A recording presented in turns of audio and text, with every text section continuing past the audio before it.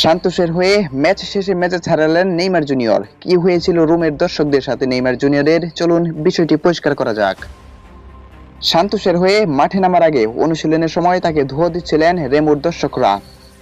Augusto প্রয়েন্সে স্টেডিয়ামে নেইমারকে উদ্দেশ্য করে তারা চিৎকার করতেছিলেন বিভিন্ন ধরনের ভাষা দিয়ে অকাট্য গালিগালাজ।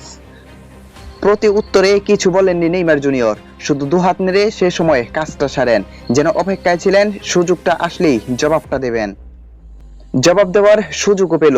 দ্বিতীয়ার্ধে মাঠে নেমে সান্তোসের হয়ে 1-0 গোলের জয়ে অ্যাসিস্ট করে ব্রাজিলিয়ান এই তারকা। তবে 34 মিনিটে রুনির গোলে সহায়তা করেও জবাবটা দেননি ব্রাজিলিয়ান এই তারকা নেইমার জুনিয়র।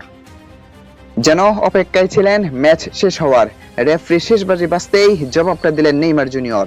মাঠ থেকে বের হওয়ার সময় রেমোর দর্শক সমর্থকদেরকে কিছু একটা শোনালেন তিনি।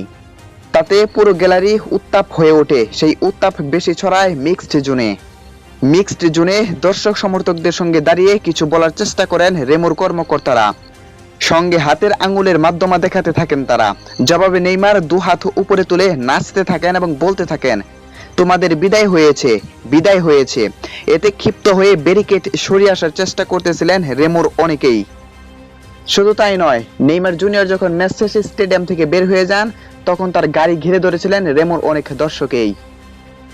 কিন্তু শেষ পর্যন্ত নেইমার জুনিয়র জবাবটা যেন মুখে নয়, মাঠের খেলার পারফরমেন্সের মাধ্যমে দিলেন। জিহাদুল্লাহ রিয়াদ, স্পোর্টস টাঙ্গাইল।